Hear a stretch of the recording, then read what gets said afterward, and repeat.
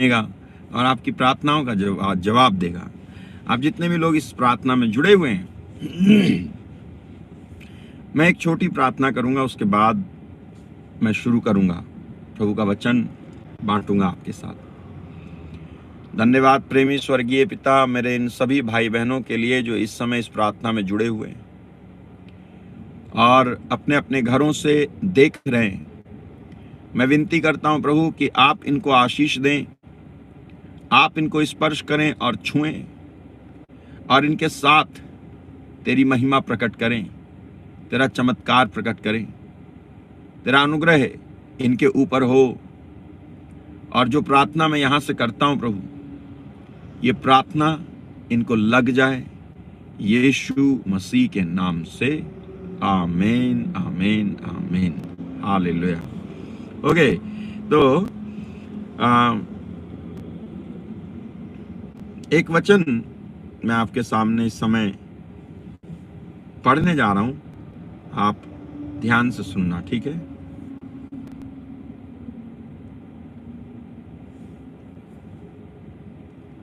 कोलोसियों का पत्र अध्याय 3 वचन 16, कोलोसियंस चैप्टर 3 वर्स 16, वहां लिखा है, मसीह के वचन को अपने हृदय में अधिकाई से बसने दो और सिद्ध ज्ञान सहित एक दूसरे को सिखाओ और चिताओ और अपने अपने मन में अनुग्रह के साथ परमेश्वर के लिए भजन और स्तुतिगान और आत्मिक गीत गाओ।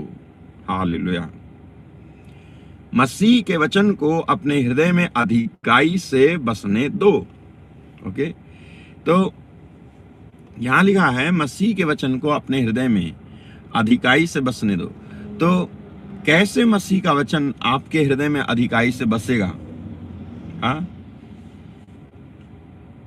ज्यादा से ज्यादा आपको परमेश्वर के वचन को अपने हृदय में बसने देना चाहिए और कोशिश करनी चाहिए कि परमेश्वर का वचन आपके हृदय में ज्यादा से ज्यादा जगह पाए, अधिकाई से बसे, क्योंकि बाइबल कहती है मसीह के वचन को अपने हृदय में अधिकाई से बसने दो, अधिकाई से बसने दो। मैं आपको बताऊं मेरे प्रिय भाइयों बहनों, जब यीशु मसीह इस दुनिया में थे, आप सब जानते हो कि जब उनका बपतिस्मा हुआ तो पवित्र आत्मा उनको जंगल की तरफ ले गया और वहां पर वो 40 दिन 40 रात उपवास करते रहे और शैतान आकर के उनको परीक्षा करता रहा, प्रलोभन देता रहा। और आप देखोगे कि जब यीशु मसीह के पास शैतान आया तो उसने सबसे पहले कहा कि यदि तू परमेश्वर का पुत्र है तो इन पत्थरों से कह दे कि ये रोटी बन जाए। ये कहा कि इन पत्थरों से कह दे कि ये रोटी बन जाए। तो यीशु मसीह ने शैतान को ये उत्तर नहीं दिया कि क्यों भाई, तुझे मालूम नहीं है कि पवित्र आत्मा मेरे ऊपर उतरा और स्वर्ग से वाणी सुनाई दी थी, आवाज आई थी, ये मेरा प्रिय पुत्र है। तो अब तुझे क्या प्रॉब्लम है कि तू कहता है यदि तू परमेश्वर का पुत्र है तो इन पत्थरों से कह दे कि रोटी बन जाए। यीशु मसीह ने ये नहीं कहा। इसका मतलब यीशु मसीह ने अपना जो अनुभव है, अपना जो एक्सपीरियंस है शैतान से बचने के लिए, यीशु मसीह ने अपना एक्सपीरियंस यूज नहीं किया।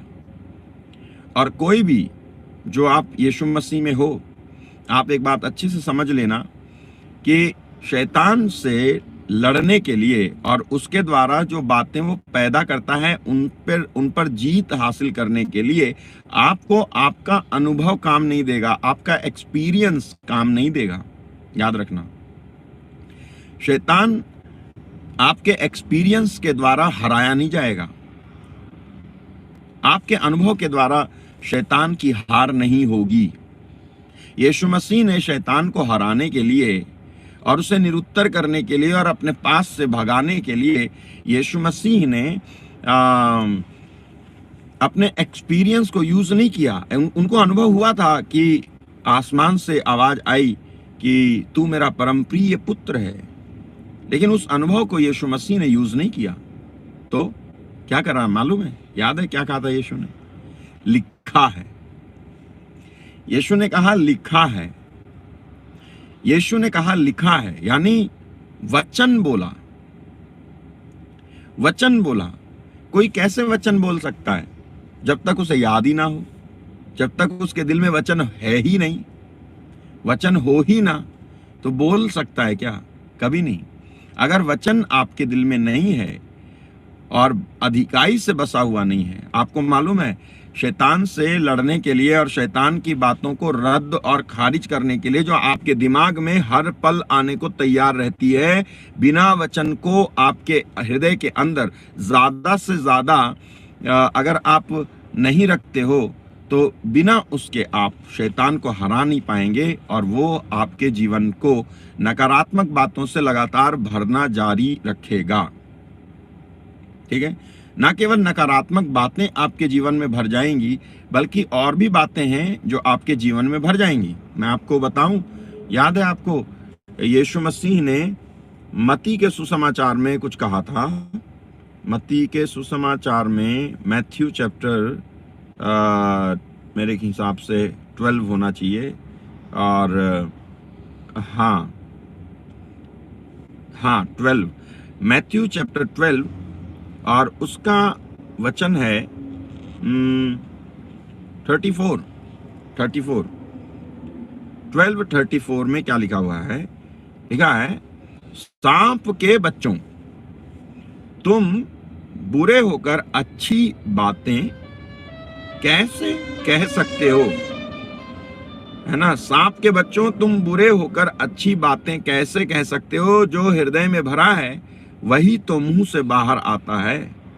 अच्छा मनुष्य अपने अच्छे भंडार से अच्छी चीजें निकालता है, और बुरा मनुष्य अपने हृदय के बुरे भंडार से बुरी चीजें निकालता है।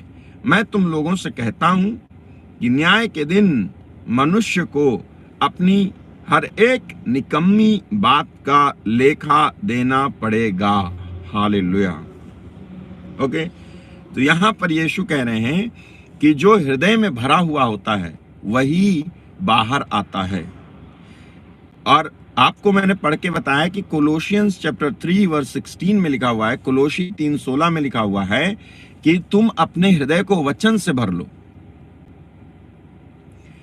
जब आप वचन से भर लोगे तो शैतान जो है ना, वो आसानी से आप पर वार करके आपको हरा नहीं पाएगा। जब आपके अंदर वचन होगा तो वचन मतलब आप हो सकता है सोचो कि मैं क्या कह रहा हूं। वचन मतलब मैं केवल याद करने के लिए कह रहा हूं? नहीं, याद करने के लिए नहीं कह रहा हूं। याद तो करना ही करना है, केवल याद करना नहीं है वचन को। ठीक है? तो क्या क्या कह रहे हो भैया? लिखना है? नहीं, याद करना है, लिखना है, ये तो करना ही है, लेकिन केवल याद करना और केवल लिखना नहीं है। तो फिर क्या कह रहे हो भैया? याद करना नहीं है, लिखना नहीं है। अच्छा, दोनों करना है, लेकिन केवल दोनों नहीं करना है, और केवल एक नहीं करना है, लेकिन दोनों करना है, लेकिन केवल दोनों नहीं करना है। तो फिर क्या करना है? वचन को जब आप सुनते हो तो वचन पर चलने की कोशिश करो। हालेलुया। तभी इस गंदे आदमी नहीं बोलूंगा, इसको क्या बोलूं, गंदी जो बदरूह है, ये शैतान, ये तभी आपके कब्जे में आएगी जब आप परमेश्वर के वचन पर चलते हो। मैंने कल आपको बताया कि हमारे जीवन का हर एक कोना, हमारी जिंदगी का हर एक पल, हर एक कोना इस परमेश्वर के पुत्र को समर्पित होना चाहिए।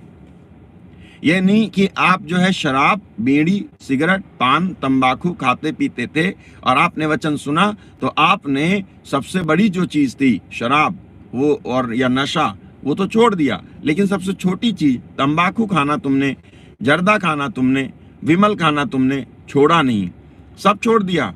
लेकिन ये नहीं छोड़ा है तो इस छोटी सी एक चीज के द्वारा शैतान आपको पकड़ करके रखेगा।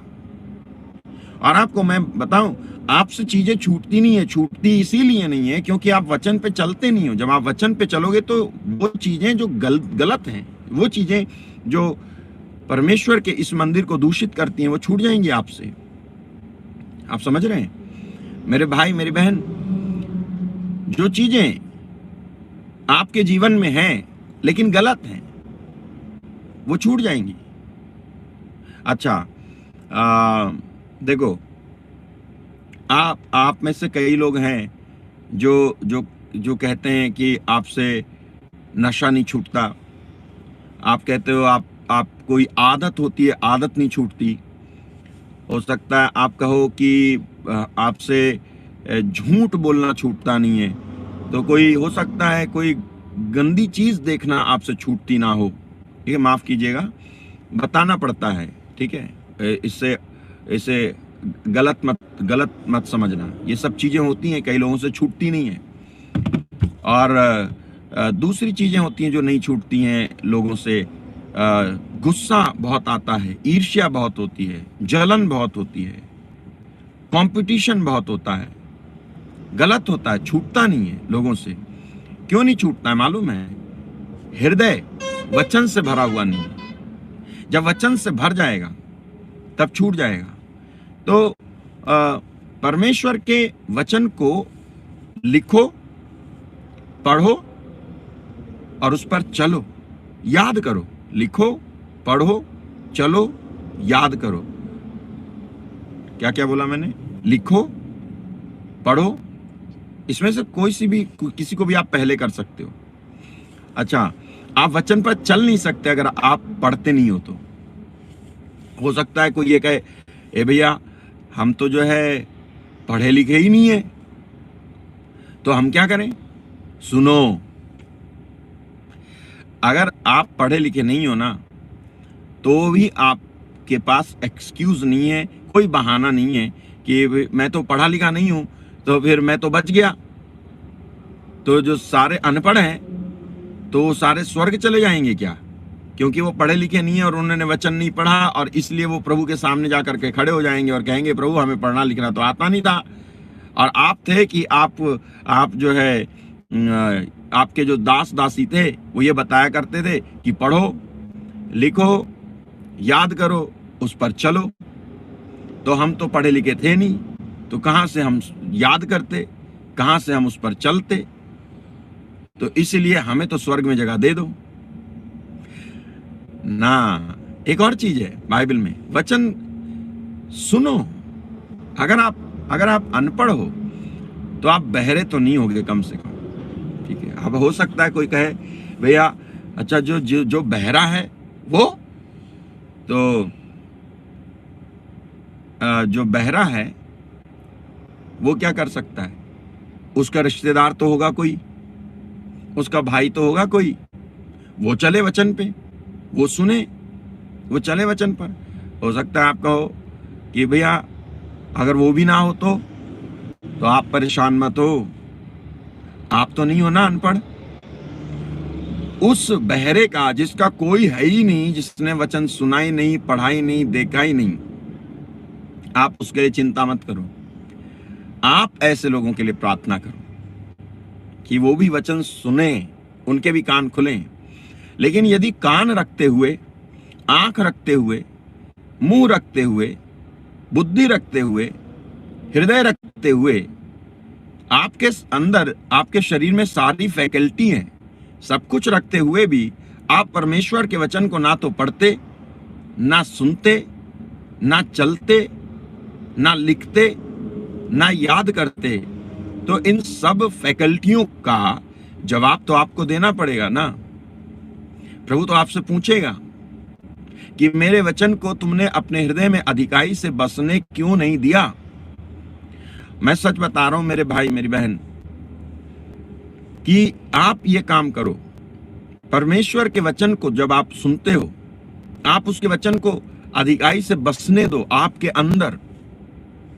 बाइबल में लिखा हुआ है, अय्यूब 22:28 में, है ना, जोब चैप्टर 22 वर्स 28, मैं आपको कुछ समझाने की कोशिश कर रहा हूं। जोब चैप्टर 22, 28, हाँ लिखा है जोब 22 अय्यूब 22-28 में कि जो बात तू ठाने वह तुझसे बन भी पड़ेगी और तेरे मार्गों में प्रकाश होगा।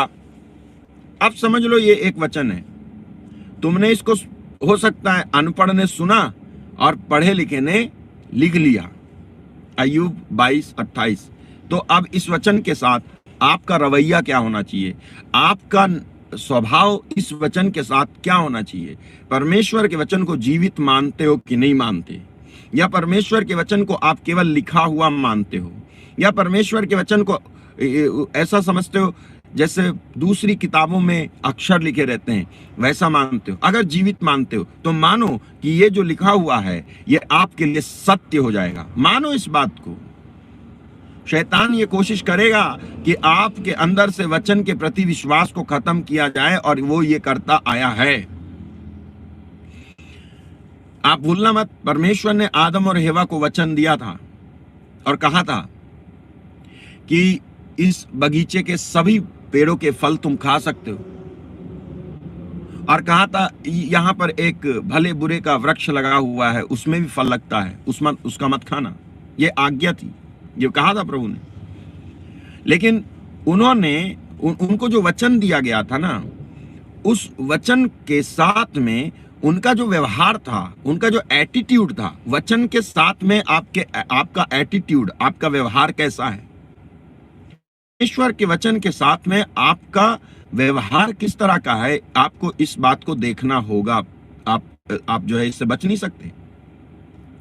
परमेश्वर के वचन के साथ में आपका व्यवहार कैसा है?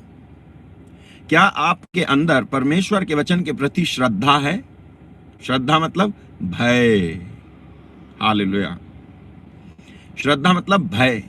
क्या परमेश्वर के वचन के प्रति आपके अंदर श्रद्धा और भय है ना? क्या परमेश्वर के वचन के प्रति आपके अंदर विश्वास है? क्या परमेश्वर के वचन के प्रति आपके अंदर प्यार है? परमेश्वर के वचन के प्रति आपका व्यवहार किस तरह का है? जब आप सुनते हो तो किस तरह से सुनते हो? विश्वास के साथ सुनते हो, शक के साथ सुनते हो, या जो है अपने आप को बुद्धिमान समझकर जो सुना रहा है उसको बेवकूफ समझ करके सुनते हो? किस तरह से आप परमेश्वर के वचन को सुनते हो मेरे भाई मेरी बहन? यह मैटर करता है, बहुत बड़ी बात है। तो जैसे मैंने अभी वचन आपके सामने पढ़ा, अय्यूब 22-28, यहां लिखा है जो बात तू ठाने, ठीक है, जो बात तू ठाने वह तुझसे बन भी पड़ेगी और तेरे मार्गों में प्रकाश रहेगा। ओके, तो इस वचन के प्रति आपका व्यवहार क्या होना चाहिए? आपको इस वचन के प्रति, आप अगर सच मानते हो इस वचन को, तो सचमुच में ऐसा होगा, ये मानो। सिंपल। आप ये मानो कि इस वचन के अनुसार आपके साथ ऐसा होगा। कैसा? जो बात मैं ठानूंगा। अब ये लिखा है कि जो बात तू ठाने, तो अपने लिए अप्लाई करो, इसे लागू करो। हर एक वचन जो बाइबल में है उसको अपने लिए लागू करो। वो वचन जो आपको आशीष दिलाने से संबंध रखता है, उस वचन को अपने लिए लागू करो, अप्लाई करो। ठीक है, कि ये लिखा है तो मैं कहूं अपने आप को कि ये जो बात मैं ठानूंगा, मैं ठानूंगी, जिस बात का मैं फैसला करूंगा, फैसला करूंगी, निर्णय लूंगा, निर्णय लूंगी, वो बात मुझसे बन भी पड़ेगी, यानी मैं उस बात को कर पाऊंगा। हालेलुया। यहां लिखा है जो बात तू ठाने। एक बात नहीं, कोई भी बात, भलाई की कोई भी बात। अगर तू सोचे कि मैं ये वाला बिजनेस करूं या नहीं करूं, तो वो बन पड़ेगा तुझसे। ये वाला मैं जॉब करूं या नहीं करूं, तो वो बन पड़ेगा तुझसे। ये वाला कोचिंग खोलूं या नहीं खोलूं, वो बन पड़ेगा तुझसे।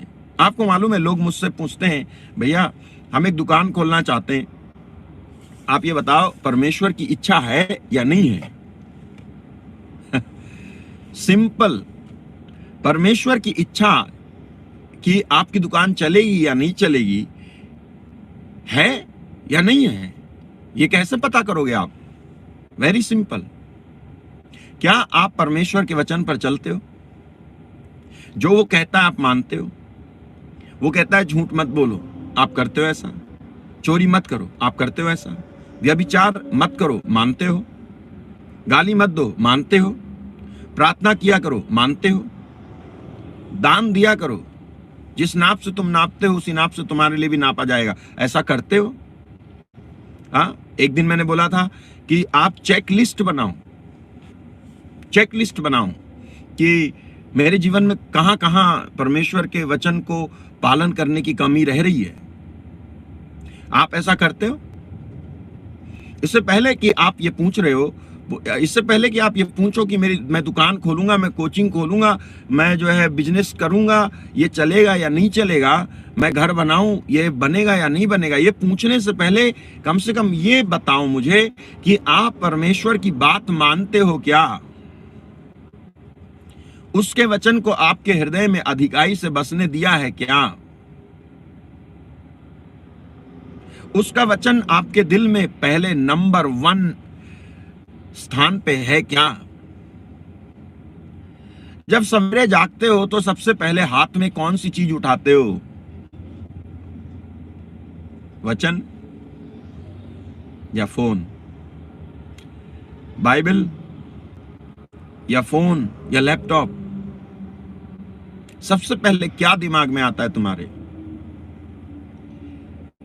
ये जो चीज है, अगर आप इसमें पारंगत हैं, अगर आप इसमें जो है कोई गलती नहीं करते, आप बिल्कुल वैसी कर रहे हो जैसे बाइबल कह रही है, मैं आपको विश्वास दिलाता हूं, और मुझे छोड़ो आप, परमेश्वर स्वयं आपको विश्वास दिलाता है। बाइबल में लिखा हुआ है, बाइबल में लिखा हुआ है कि जो उसके वचन पर चलता है, वह जो उसकी आज्ञाओं को मानता है वो सफल होगा। मैंने बताया आपको, ठीक है? तो आप दुकान खोलो, ये प्रभु की इच्छा है या नहीं है, कैसे पता करूं? आप स्कूल खोलना चाहते हो, ये प्रभु की इच्छा है या नहीं है, कैसे पता करूं? आप वचन पर, आप जो है दूसरी कुछ बात करना चाहते हो, दूसरी कोई योजना बनाए बैठे हो, विदेश जाना चाहते हो, वो प्रभु की इच्छा है या नहीं है? एक बात बताओ, आप प्रभु से जुड़ जाओ बस। आप प्रभु से जब जुड़ जाओगे, आपको क्या लगता है? प्रभु ये कहेगा कि जो आप, जिससे आपको फायदा पहुंच सकता है, जिससे आप उन्नति कर सकते हो, परमेश्वर ये कहेगा कि नहीं नहीं, ये बात मत कर क्योंकि तू मुझसे जुड़ा है। हाँ, तू स्कूल मत खोल क्योंकि तू मुझसे जुड़ा है। तू शॉप मत खोल क्योंकि तू तो मुझसे जुड़ गया। जिस चीज से आपको फायदा हो सकता है, तू जो है गाय भैंस बकरी पालना चाहता है, मत पाल क्योंकि तू तो मुझसे जुड़ा है। क्या परमेश्वर ऐसा कोई काम करने से, या विदेश मत जा, तू तो मुझसे जुड़ा है, परमेश्वर कोई ऐसा काम करने से आपको मना करेगा जिससे आपको फायदा होता है? आप मुझे बताओ। मैं सच कह रहा हूं मेरे भाई मेरी बहन, परमेश्वर आपको ऐसा कोई भी काम करने से मना नहीं करेगा जिससे आपके बीवी बच्चे पले, फायदा हो, परिवार चले, खुश रहो, आनंदित रहो, और उसे सबसे ज्यादा समय देते हुए, अपना सारा काम करते हुए अगर आगे बढ़ना चाहते हो, तो मुझे नहीं लगता परमेश्वर कहेगा दुकान मत खोल, और जो है घर मत बना, और विदेश मत जा, और ये मत कर। लेकिन आप केवल दुनियावी चीजों को पा करके आगे बढ़ना चाहते हो, और परमेश्वर को जो है आप पता नहीं किस तरह से ट्रीट कर रहे हो, व्यवहार कर रहे हो उसके वचन के साथ, और उसके साथ उसको पीछे फेंक रखा है। खुद ही आगे भाग करके वो चीज चाहिए तुमको, जिसके बारे में बाइबल में मत्ती 6:33 में लिखा हुआ है, मैथ्यू 6:33 में लिखा हुआ है कि तुम सबसे पहले परमेश्वर के राज्य धार्मिकता की खोज करो तो बाकी चीजें तुम्हें यूं ही मिल जाएंगी। हालेलुया। मेरे भाई मेरी बहन, आपको क्या लगता है परमेश्वर आपको जो है छोड़ देगा? परमेश्वर आपको ऐसा सोचेगा कि नहीं, इसको नहीं करने देना चाहिए? आप, कितनी बार बोलूं मैं आपको, मम्मी हो, पापा हो, भाई हो, आप अपने ही परिवार के सदस्यों को हंसता खेलता, आगे बढ़ता, खुशहाल और सब चीज उसके पास हो, और वो देने के लिए भी उसके पास हो, सुसमाचार के लिए भी उसके पास समय हो, और ईमानदार हो। ऐसा आप नहीं चाहते कि ये सब हो उसके साथ? आप जो अपने परिवार के लोगों को जानते हो, क्या नहीं चाहते? बिल्कुल चाहते हो। तो परमेश्वर ऐसे कैसा कर सकता है कि तू जो है दुख भोग, तू जो है बीमार रहे, तू जो है लकवाग्रस्त रहे, तू जो है परेशान रहे, तू निराश रहे, तू कर्जा ले और दे ना पाए, तू जो है रोता रहे, तू पिटता रहे, पीटता रहे, तू झगड़ा करता रहे, तू जो है अंधा हो गया तो अंधा ही रहे, लंगड़ा हो गया तो लंगड़ा ही रहे, एक्सीडेंट हो गया तो तू ठीक नहीं हो सकता? हाँ ना, वो ऐसा नहीं चाहता है। मैं आपको बताऊं, परमेश्वर आपको अपने जैसा बनाना चाहता, अपने जैसा, खुद की तरह अमीर, खुद की तरह पावरफुल। परमेश्वर आपको अपनी तरह बनाना चाहता है, और अपनी तरह बनाया भी उसने अपनी तरह बनाया भी आपको, कोई कमी नहीं रखी। जब पाप हुआ ना, उसी समय उसकी तरह जो हम बने हुए थे ना, उसमें प्रॉब्लम आ गई, लेकिन उसने हमको अपनी तरह बनाया, अपने जैसा बनाया। सब कुछ उसने हमें दिया, वो ज्ञान जो उसका है उसने हमें दिया, उसके अंदर जो दया है उसने हमें दी, उसके अंदर जो कृपा है उसने हमें दी, उसके अंदर जो जो सामर्थ्य है उसने हमें दिया। आप जरा सोचो कि जब हम सब पाप की अवस्था में जी रहे थे, तब उसने 2020 साल पहले अपने पुत्र यीशु मसीह को भेज दिया, अपना बेटा ही दे दिया। जो अपना बेटा दे सकता है, आपको क्या लगता है कि वो आपको ऐसे ही छोड़ देगा? पड़े रहो तुम्हारी समस्या में, काटते रहो दिन जैसे तुम काट रहे हो, जीते रहो, मरते रहो, मिटते रहो, ऐसा कहेगा वो? ना, हालेलुया। वो बिल्कुल भी ऐसा नहीं चाहता, बिल्कुल भी नहीं। और यही कारण है, मेरा ये विश्वास है, अशोक मार्टिन का ये विश्वास है, तो मैं जब दूसरे के लिए प्रार्थना करूंगा तो उसके साथ वैसा होगा। जो काम मैं ठानूंगा वो मुझसे बन भी पड़ेगा, और मेरे मार्गों में प्रकाश रहेगा। कई बार आपके जीवन में निराशा आती होगी, चुनौतियां आती होंगी, सिचुएशन खराब हो जाती होगी। भूल मत जाना, क्या ये वचन में जीवन है। उसके वचन को लेकर के उसकी उपस्थिति में बैठना, कहना, प्रभु आपने बोला ऐसा करो। आपने बोला, थके मांदे और बोझ से दबे हुए लोगों, तुम सब मेरे पास आओ, मैं तुम्हें विश्राम दूंगा। कहा करो जाके रोज, प्रभु आपने ऐसा कहा, करो इसे। मैं थका हुआ हूं, मुझे विश्राम चाहिए, आत्मिक थकान है, मेरे अंदर बेचैनी है, मेरे अंदर निराशा है, इसको दूर कर, मुझे स्पर्श कर। ऐसे आप कहा करो। चुनौतियां आती हैं, ऐसा नहीं है चुनौतियां नहीं आएंगी। यीशु ने कहा कि आंधी आएगी, तूफान आएगा, घर से टकराएगा। अब टेस्ट ये है कि घर कहां बना है, घर कहां बना हुआ है, कौन सा घर? ये ईंट पत्थरों का घर जिसमें तुम रहते हो ना। तुम्हारा जीवन जो है, किस चीज से बुन करके तुमने बनाया है, तुम्हारे जीवन की बुनियाद किस चीज को तुमने माना है। मालूम है, लोग जब उनके जीवन में चुनौतियां आती हैं, परेशानियां आती हैं, तो उनके मुंह से अनायास ये निकलता है, मैं जी नहीं सकता, मैं जी नहीं सकती। किसी को खो दिया आपने, हैं, मैं जी नहीं सकता, मन में आता है, काश मैं भी मर जाता इसके साथ, खत्म हो जाता। अब क्या बचा है मेरे लिए, अब क्या रहा मेरे लिए, क्यों जीऊं मैं? मेरे पास कोई भी रास्ता नहीं है, मैं फंस गया हूं, क्यों जीऊं, मैं मर जाना चाहता हूं, मुझे आत्महत्या करनी है, मैं खत्म हो जाऊं, ऐसे आ जाता है मन में। लोग कहते हैं ऐसा, जब चुनौतियां आती हैं उनको, तो वो इस तरह से बोलते हैं। वो क्या है मालूम है? आंधी आया है, आंधी आई है, तूफान आया है, घर से, तुम्हारे जीवन से टकराया है आकर के। यीशु ने नहीं कहा था टकराएगा नहीं, यीशु ने कहा टकराएगा, आएगा और टकराएगा।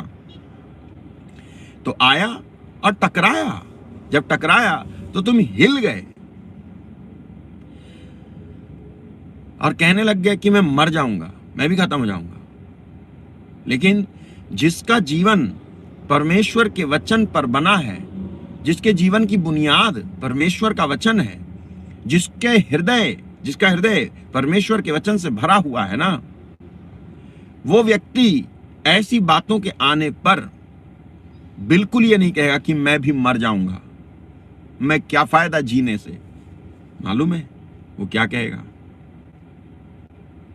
हाँ, वो ये कहेगा, तेरा वचन मेरे पथ के लिए ज्योति और मेरे मार्ग के लिए उजियाला है। Hallelujah, hallelujah. भजन संहिता जिसको साम भी हम बोलते हैं, 119 वचन 105, बहुत सुंदर वचन मुझे लगता है।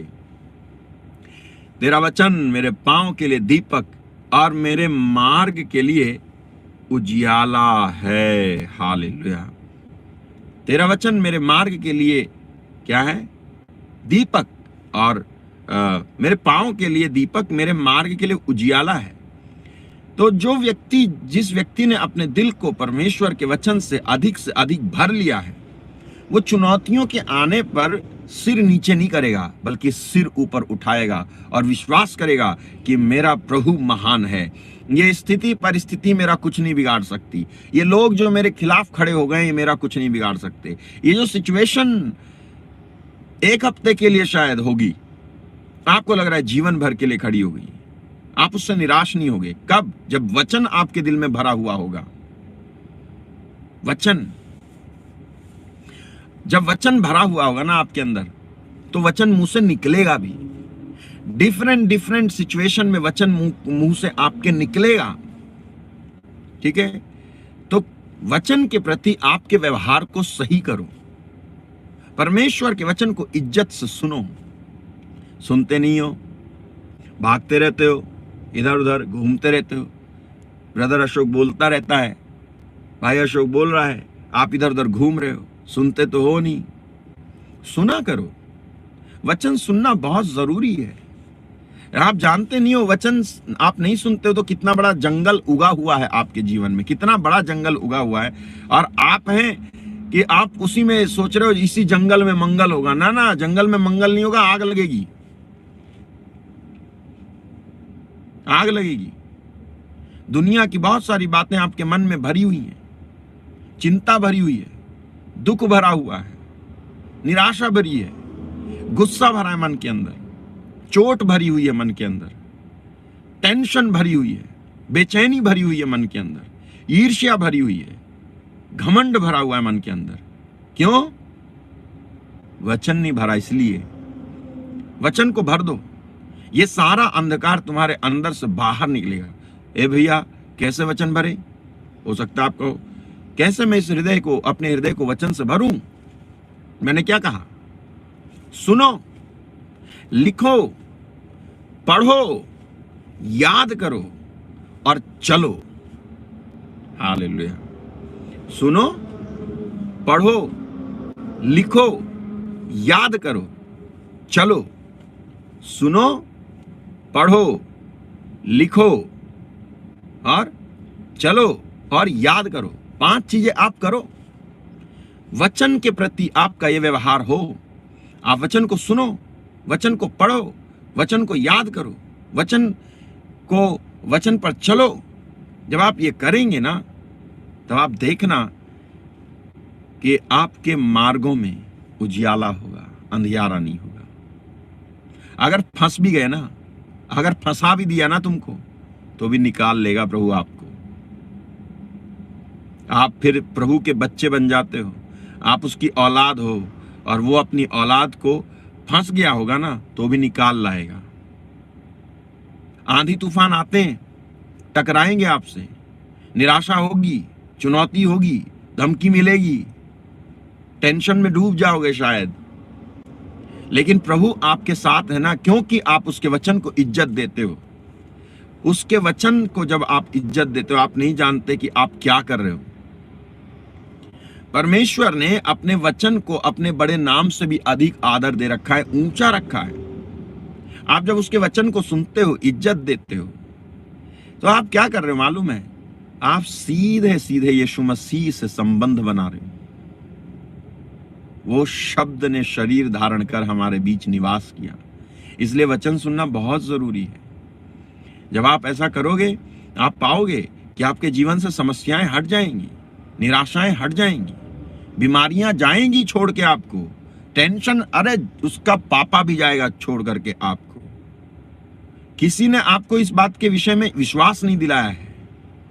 बस मुझे विश्वास है कि आप ठीक हो जाओगे, मुझे विश्वास है कि आपका काम बनेगा, मुझे विश्वास है कि आप जो जहां जाना चाहते हो वहां जाओगे। मुझे मालूम है आप आमीन बोल रहे हो। मुझे विश्वास है कि आप परमेश्वर के द्वारा उपयोग किए जाओगे। मुझे विश्वास है आपकी मिनिस्ट्री बढ़ेगी। मुझे विश्वास है कि दुनिया भर में अंधकार छाया हुआ है, लोग सफर कर रहे हैं, लेकिन परमेश्वर के वचन पर चलने वाला तू बच निकलेगा। शेर को रौंद डालोगे तुम, बाघ और अजगर को, सांप को कुचल डालोगे तुम, तुम्हारे दुश्मनों से तुम जीत जाओगे, वो हार जाएंगे। तेरे विरुद्ध गढ़ा हुआ कोई भी शस्त्र सफल नहीं होगा। जितने तुझसे मुकदमा लड़ते हैं उनसे लड़के तू जीत जाएगा। आमीन। तू जीत जाएगी। ये सब बाइबल में लिखा हुआ है जो मैं बोल रहा हूं आपको। जीत जाओगे, और आपकी जीत इस बात को साबित करेगी कि यीशु मसीह जीवित है, जिंदा है। हालेलुया। मैं अभी आपके लिए प्रार्थना करूंगा, तैयार हो जाना। मैं जब प्रार्थना करूंगा आप विश्वास करो, मुझे विश्वास है। रोला मान साक्राला मान दे ब्रालू शाखिंता ब्रामुंजा हान दे बेसोक्राला से प्रेमेंदे स्कांतो ब्रोलू शिब्रा। मुझे विश्वास है कि प्रभु आज आप में से कई लोगों को स्पर्श करेगा, कई लोगों को छुएंगे, वो कई लोग चंगे हो जाएंगे इसी समय। मेरे भाई मेरी बहन, यदि आपका कोई पेशेंट भर्ती है हॉस्पिटल में, सीरियस कंडीशन में है, वेंटिलेटर पे रखा है, ऑक्सीजन पे रखा है, आईसीयू में रखा है, आप इस प्रार्थना को देख रहे हो, देख रही हो, मैं जो बोल रहा हूं उससे सुनो ध्यान से। वो घर आएगा, वो घर आएगी, वो मरेगा नहीं, वो मरेगी नहीं, आएगा वो। विश्वास कर। प्रभु के कहे हुए वचन की इज्जत इसमें है कि उसके वचन पर विश्वास करो। नौकरी छूट गई, हाँ, जो सोचा था नहीं हो पाया, मन दुख से भर गया, पीड़ित हो,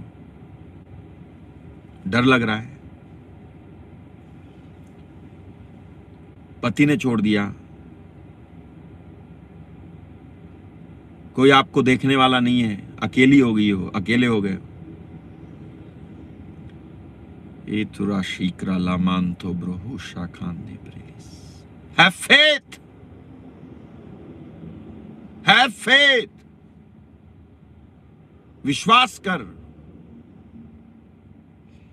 विश्वास कर कि वो तेरे साथ है। विश्वास कर कि वो मुर्दों में से जी उठा है। विश्वास कर कि उसके पीठ पर तेरे लिए कोड़े मारे गए। विश्वास कर कि वो तुझसे प्यार करता है। विश्वास कर कि दुनिया का हर एक इंसान झूठा निकल सकता है, लेकिन परमेश्वर अपने वचन को कह करके झूठा नहीं निकल सकता, कभी नहीं।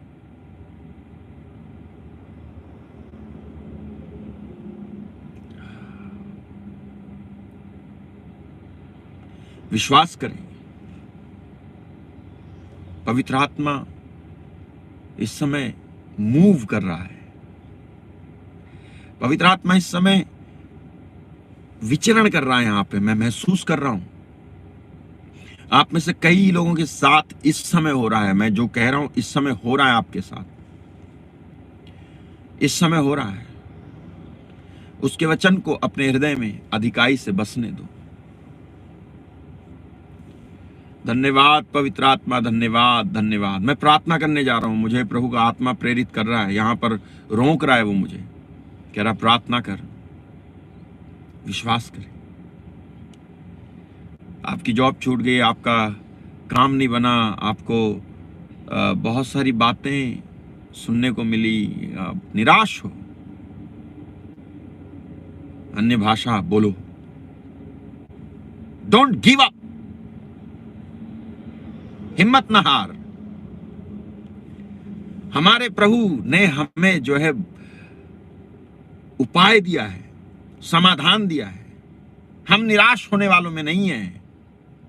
नहीं, मैं रुक नहीं जाऊंगा, मैं आगे बढ़ूंगा।